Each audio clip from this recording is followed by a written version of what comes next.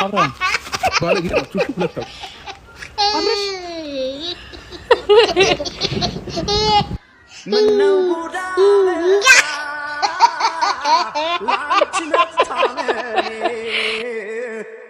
ሲሞላ ከቤላው አብርሽ እንግዲህ የሩታን የፍች ወረቀት እንደቀደደው የሚያሳይ ቪዲዮዎች ወጥተዋል ማለት ነው። እንግዲህ ትናንትና ዕለት ሩታ እንደምትፋታ ከአብርሽ ጋር በመውለጇ ሰዓት የት ሄዳ እንደምትወልድ እንግዲህ የሱ ልጅ ይዛ የት እንደምትሄድ ግራ ቢያጋባንም ፍች እንደጠየቀችው ተናግራ ነበረ ማለት ነው። ነገር ግን እሱም ደግሞ በድጋሚ በቲክቶክ ላይ ወጥቶ እኔ ለትዳር አልደረስኩም፣ እኔ ልጅ ነኝ፣ በዛ ላይ በቃ ሳይገባኝ ነው ትዳር ያዝኩት እና በጣም እየጨቀጨቀችኝ ነው፣ በጣም እየረበሸችኝ ነው፣ ለትዳር የምትሆን ሴት አይደለችም እና እኔ አሁን ሀይምሮዬ በጣም ተዛብቷል ሲል እንግዲህ አብርሽ ተናግሮ ነበረ ማለት ነው። ስለዚህ ትክክል ነው።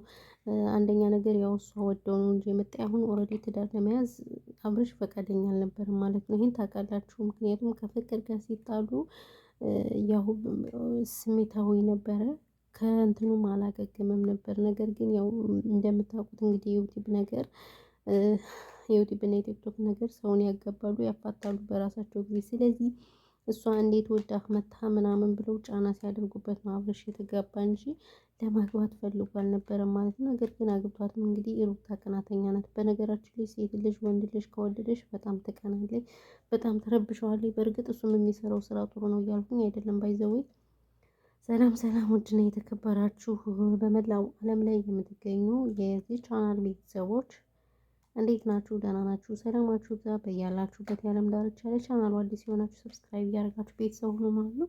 ሰብስክራይብ ስለምታደርጉ እጅግ በጣም እናመሰግናለን።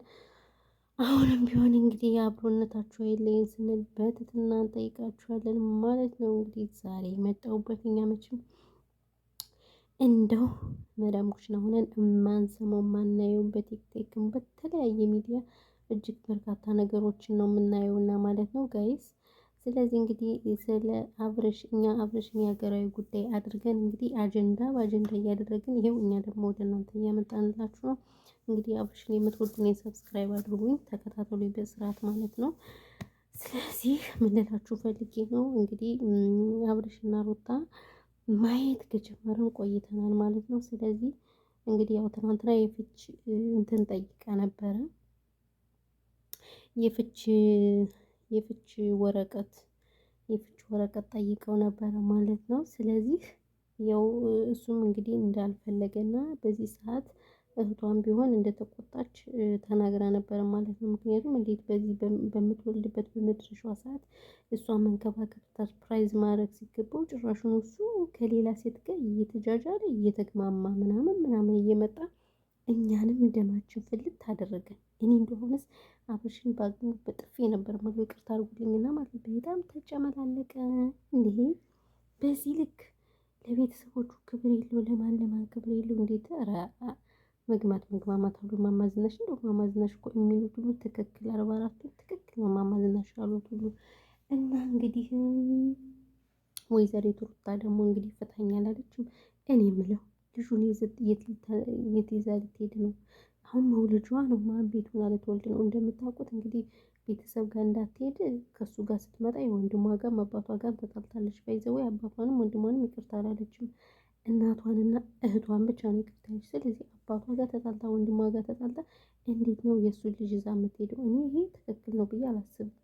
እየተጣላችም እየተደባደበችም እየተጋደሉም እየተቧቀሱም ልጁን ይውለድ ያሳድግ።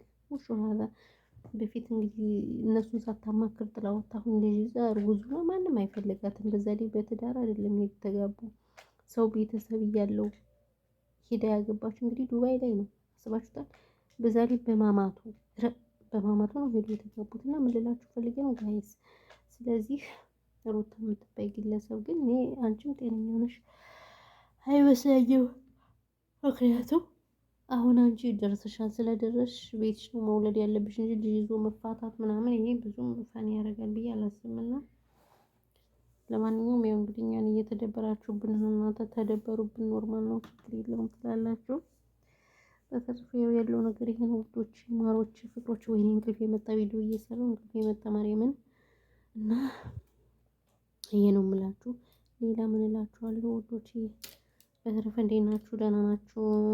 ማሮች፣ የኔ ማሮች፣ የኔ ፍቅሮች ሁሉ ሰላም ነው አለሁላችሁ። እግዚአብሔር ይመስገን።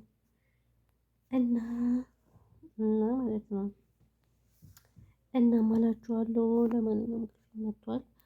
በተረፈ ይሄን ይመስላል። ቻናሉን ከወደዳችሁ ሰብስክራይብ አድርጉ። ከዛ በሻገር በሌላ ቪዲዮ እንመጣላችኋለን። እስከዛው ድረስ ሰላም ቆዩልን። ሀገራችን ኢትዮጵያን ሰላም ያድርግልን። ጦርነት በቃ ይበልን።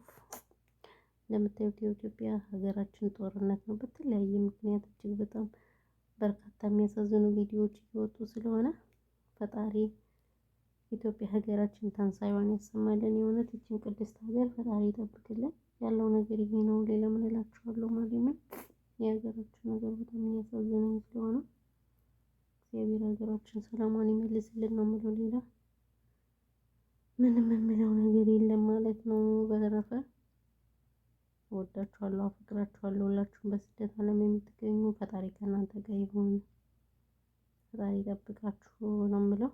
ሌላ ያው እንግዲህ ምንም ነገር በቃ ምን እንቅልፌን እኮ አልተኛውም ዛሬ። ማርያምን በስመ አብ ወወልድ ወመንፈስ ቅዱስ አሐዱ አምላክ